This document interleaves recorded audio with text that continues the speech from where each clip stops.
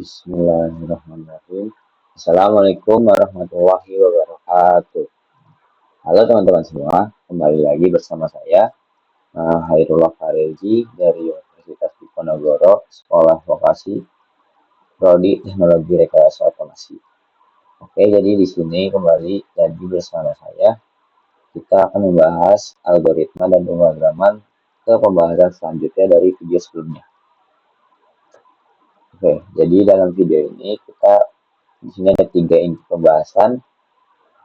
Pertama kita akan membuka Arduino dengan web Tinkercad. Jadi di sini kita akan mencoba bagaimana cara menjalankan Arduino, pembahasan sensor, kontrol motor, dan kita yang terakhir melakukan demo hasilnya.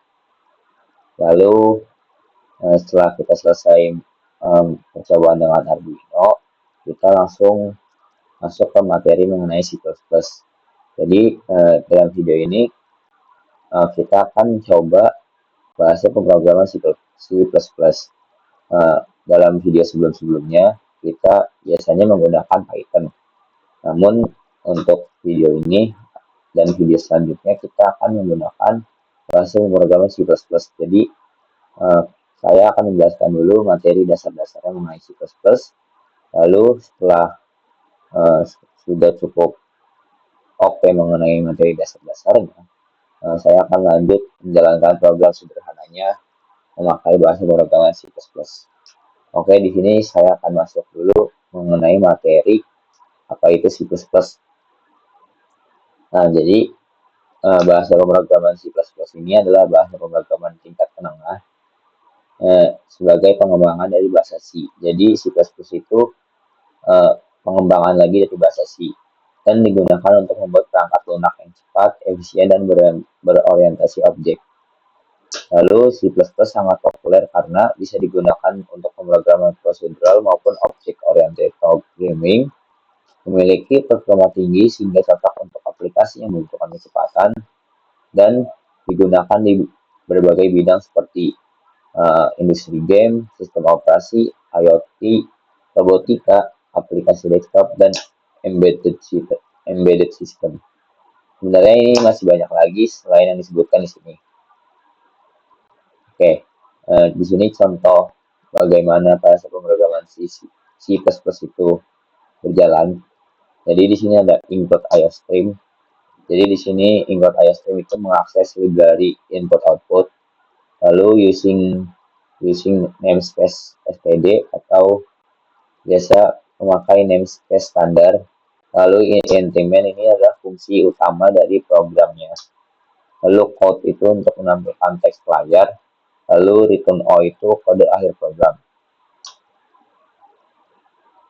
Nah, di sini ada OOP atau Object Oriented Programming, di mana OOP-nya adalah metode pemrograman berbasis objek, yaitu cara membuat program dengan membagi kode menjadi bagian yang kecil yang disebut objek. Dan tujuan OOP ini adalah membuat program lebih rapi, mudah dikembangkan, dan mempermudah perawatan kode.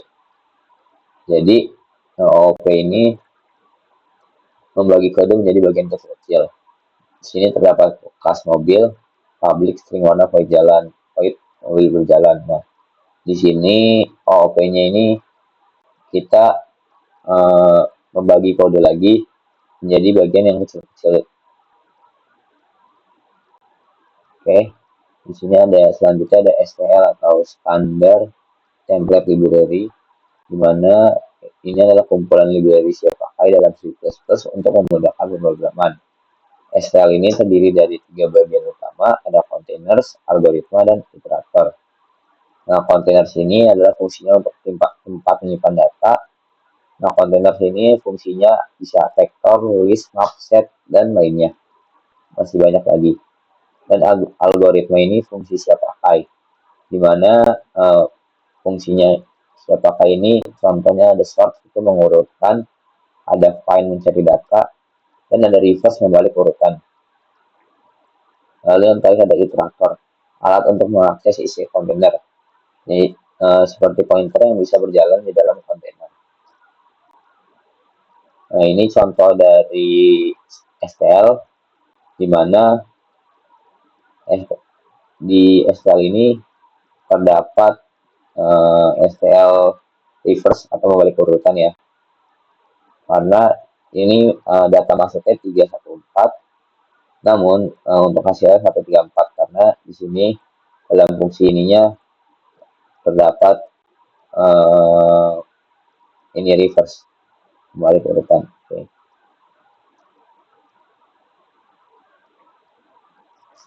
Lalu di sini ada template. Template adalah fitur C++ yang memungkinkan kita untuk membuat fungsi atau kelas yang fleksibel untuk berbagai tipe data tanpa menulis ulang. Jadi template ini adalah cara seperti kita tidak perlu membuat kode-kode yang sama berulang kali, namun hanya memakai satu fungsi untuk membuat kode yang berterus-terus. Nah, mengapa template itu penting? Mengurangi duplikasi kode, bisa digunakan untuk banyak tipe data seperti in, float, double, dan lain-lain. Digunakan pada STL atau misalnya vector in. Nah, seperti ini contoh dari pemrograman C++ template, di mana ini sebenarnya udah fungsi sederhananya, namun jika tidak memakai template, kode dari fungsi ini akan banyak duplikasinya, karena fungsi dari template ini adalah mengurangi duplikasi kode. Lalu di sini ada integrasi IoT atau hardware dengan C++. Jadi C++ dapat digunakan untuk mengontrol perangkat IoT, sensor, aktuator, dan microcontroller. Nah, biasa C++ digunakan dalam IoT itu ada Arduino, ESP32 atau ESP8266. Nah, di sini Arduino atau ESP32, ESP8266 menggunakan C++ sebagai bahasa utamanya, digunakan untuk membaca sensor seperti DHT atau ultrasonic, mengontrol motor, LED, relay, dan sebagainya. Lalu ada Raspberry Pi. Nah, di sini bisa menjalankan C++ untuk membaca pin GPIO. Lalu di sini ada STM32, SPIDF, dan microcontroller lainnya. Di sini firmware banyak yang dibuat dengan C atau C++ karena cepat dan efisien. Oke, materi mengenai C++ mungkin cukup sekian. Selanjutnya kita akan mencoba Arduino dulu dengan web Tinkercad. Lalu setelah itu kita akan menjalankan bahasa pemrograman C++ dasar-dasarnya saja. Oke, sini kita langsung buka saja web Tinkercad. Tulis Tinkercad. Oke, kita buka web Tinkercad-nya.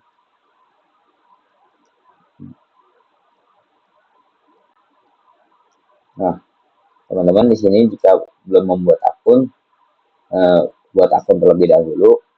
Namun di sini saya sudah punya akun. Oke, jadi langsung kita akan mendesain ke sirkuit. Nah, seperti itu untuk cara membuka sirkuit baru dalam Tinkercad. Nah, di sini saya sudah membuat desain Tinkercad-nya atau Arduino-nya.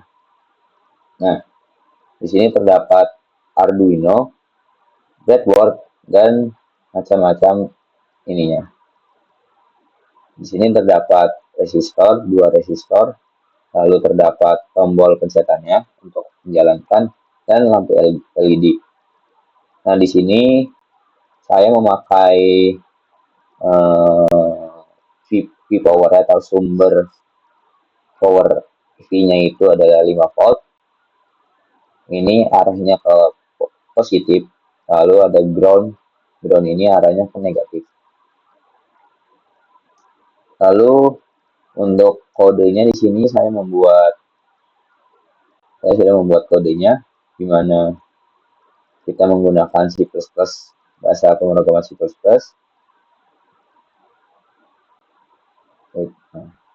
Di sini ada void setup, pin mode, LED bulletin output. Oke. Ada dua fungsi, ada fungsi setup dan fungsi loop. Di fungsi loop setup ini di sini kita untuk membaca LED-nya atau lampunya ini. Lalu di void loop ini kita digunakan untuk menyalakan LED-nya. Oke, mungkin untuk Tinkercad seperti ini. Jika masih ada yang ditanyakan, teman-teman bisa tanya di komentar. Untuk rangkaiannya seperti ini. Oke, selanjutnya kita akan masuk ke dalam bagaimana cara menjalankan pemrograman C++. Oke. Oke, kita di sini kita jalankan coba simulasi dari Arduino-nya. Nah, ini simulasi sudah berjalan, nanti arus 5 volt sumber ini masuk ke tegangan positif dan ground masuk ke tegangan negatif. Dari tegangan positif ini nanti si arus sumber masuk ke push button ini. Oke. Kita lanjut ke bagian selanjutnya. Nah, berikutnya di sini kita untuk memakai bahasa pemrograman C++, kita perlu yang namanya aplikasi VS Code.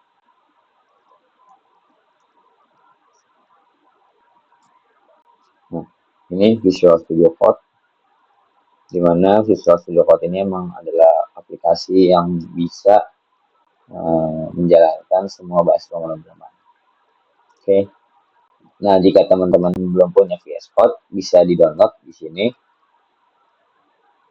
Nah, di sini download VS Code bisa jika teman-teman memakai Windows, download yang Windows.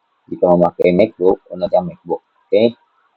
Nah, karena di sini saya sudah mempunyai VS Code, Visual Studio Code. Nah, jadi saya tidak perlu mendownload ulang lagi. Namun teman-teman jika belum download terlebih dahulu. Jika sudah selesai downloadnya, langsung dibuka saja VS Code-nya. VS Code.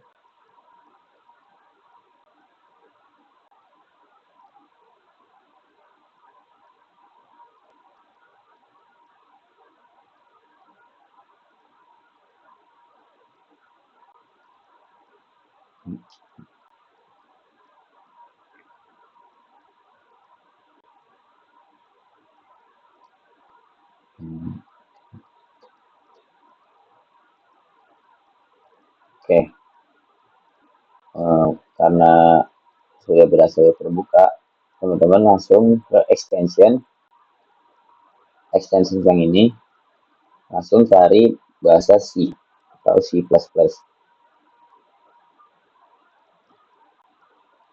Nah, yang ini ya teman-teman, kita install terlebih dahulu untuk bahasa pemrograman C atau C++.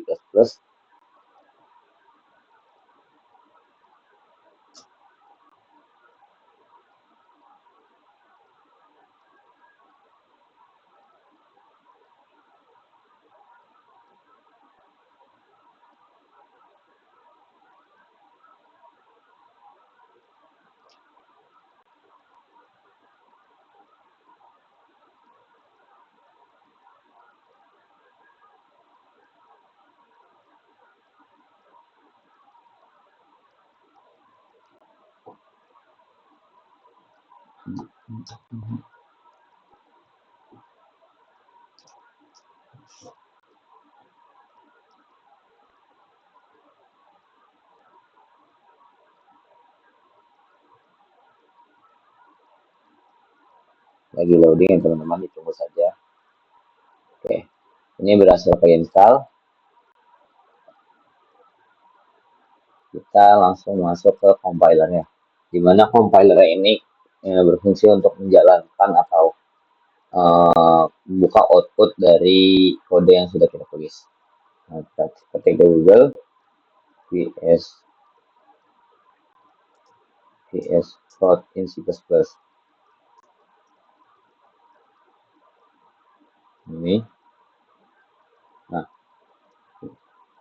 sebelum itu kita cek dulu ke CMD apakah kita sudah menginstal yang namanya G++.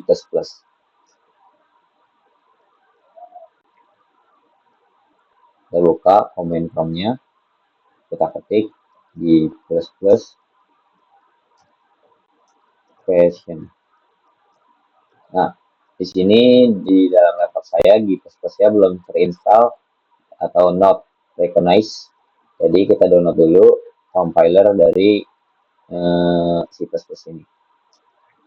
Nah, di sini untuk Windows terdapat MSFVC atau MinGW, dan untuk macOS tersedia juga. Di sini saya Windows pilih yang ini. Nah, untuk downloadnya kita diarahkan ke link ini, kita pencet saja. Oke, ini sudah berhasil terinstall. Kita tunggu saja.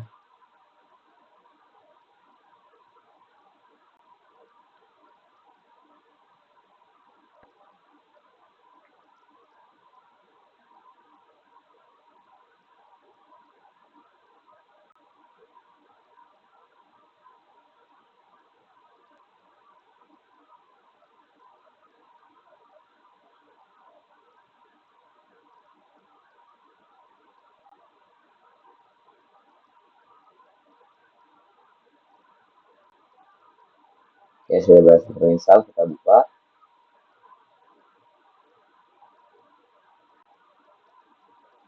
Nah, kita next. Ini installnya ditaruh di file mana, kita next saja. Next. Oke, kita tunggu proses instalasi.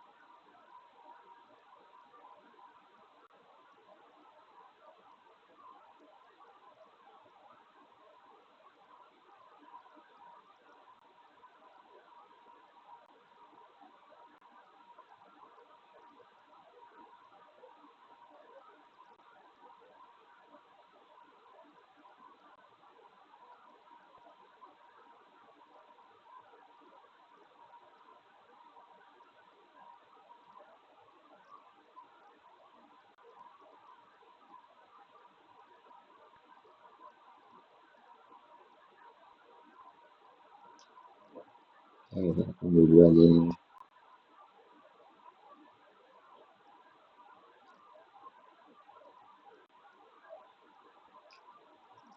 Oke, sudah berhasil. Kita next.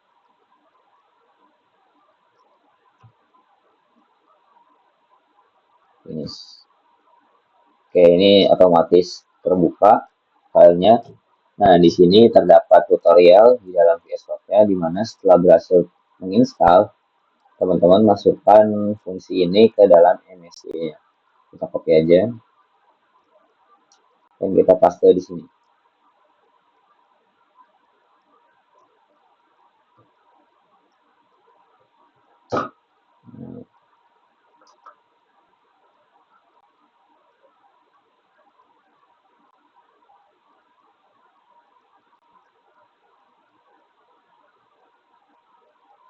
Baik, kita copy.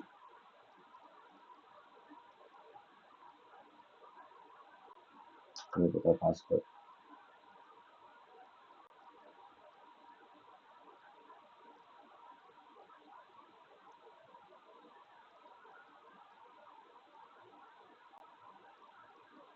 Kita buka ulang lagi coba.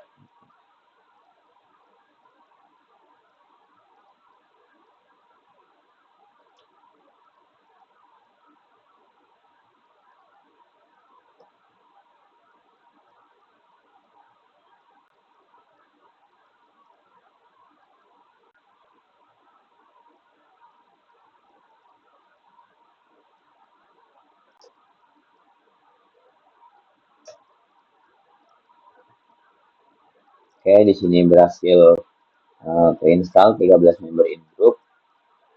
Ada 13 di sini. Oke, kita enter lagi aja. Nah, di sini terdapat 52 package-nya. Kita pencet, kita ketik Y aja untuk menginstal MSC. Oke, kita tunggu di sini sampai semuanya berhasil terinstall.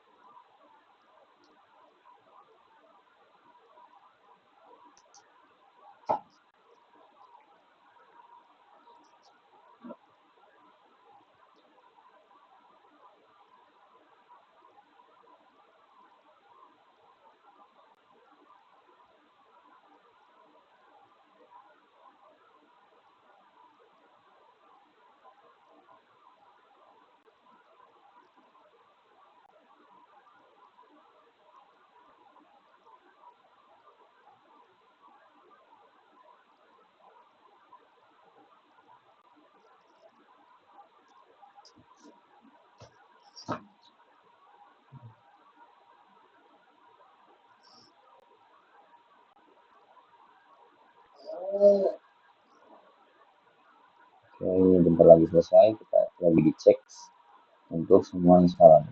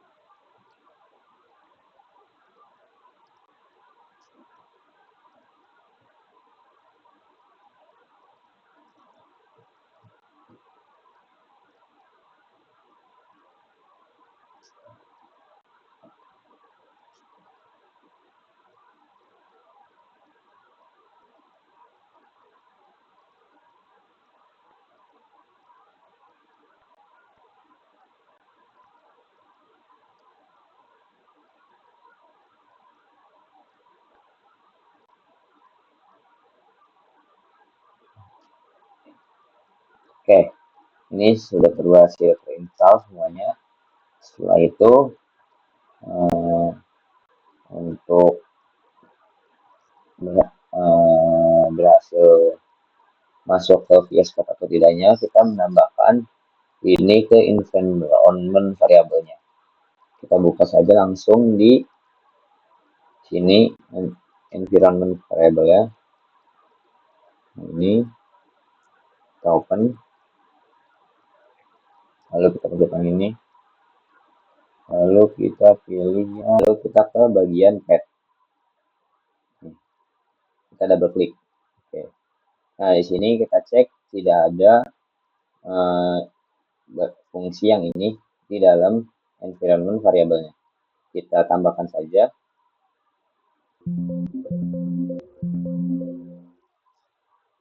Kita copy dulu, lalu kita new dan copy di sini. Oke, oke, dan oke. Oke. Nah, untuk mengecek apakah ini berhasil keinstall di dalam laptop kita atau tidak, kita buka CMD lagi, lalu coba kita ketik GCC++ version.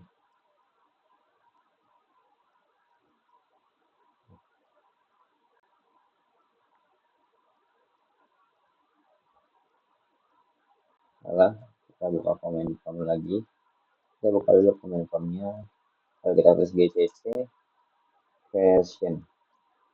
Oke, GCC versionnya sudah berhasil ke download 15.2. Kita coba lagi nih di plus version.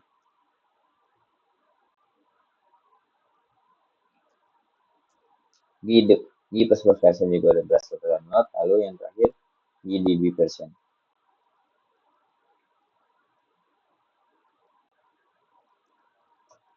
Oke, di DB version juga sudah berhasil terinstall. Maka dari itu kita langsung mulai saja langsung ke Visual Studio Code. Oke, di sini saya sudah membuat folder bahasa C++. Teman-teman bisa dulu buat folder di bagian sini atau open folder ya, teman-teman. Di bagian sini nih. Kalau enggak saya buat ulang terlebih dahulu ininya. Nah,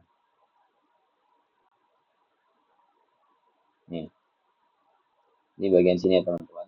Ini folder bisa dibuat. Oke. Di sini kita untuk membuka mulai dengan pemrograman kita pencet new file dulu, lalu kita ketik biasa untuk sebelumnya itu kita ketiknya main py, untuk ini kita ketiknya main titik cpp. Lalu kita buat program sederhana terlebih dahulu saja.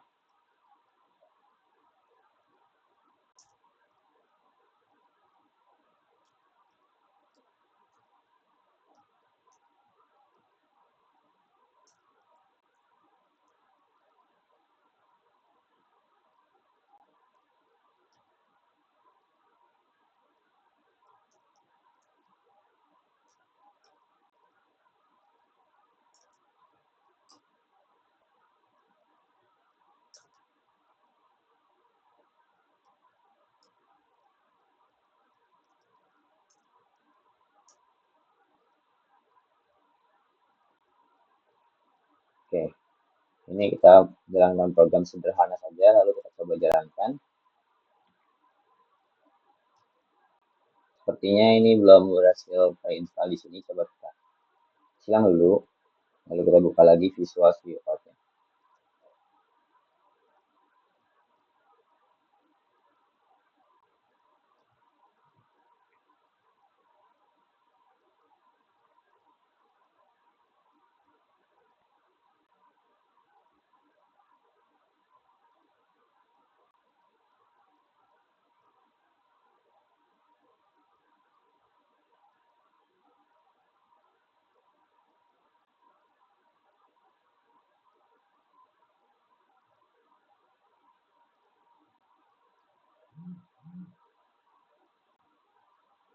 Nah, tadi saya silang dulu kenapa, karena di sini cuma terdapat dua ini saja. Namun di dalamnya harusnya sudah terdapat file debug ya, ini dua ini. Namun tadi masih ada dua ini karena belum saya restart dulu Visual Studio Code-nya. Oke, jadi di sini sudah ada dua ini untuk menjalankan run atau outputnya. Oke, di sini kita pilih yang di plus plus. Kita tunggu saja.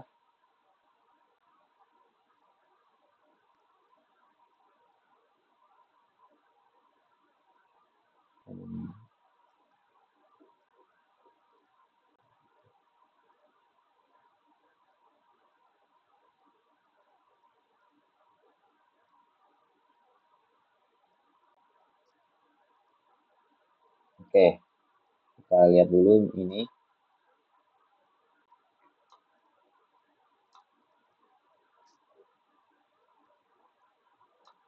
Untuk Hello World sudah berhasil terprint. Untuk itu kita berhasil mendownload compiler untuk C++-nya. Oke, cukup sekian yang bisa saya sampaikan. Kurang lebihnya mohon maaf. Jika teman-teman ada pertanyaan mengenai pembahasan dari video kali ini, teman-teman bisa tanyakan saja di kolom komentar. Kurang lebihnya mohon maaf. Assalamualaikum warahmatullahi wabarakatuh.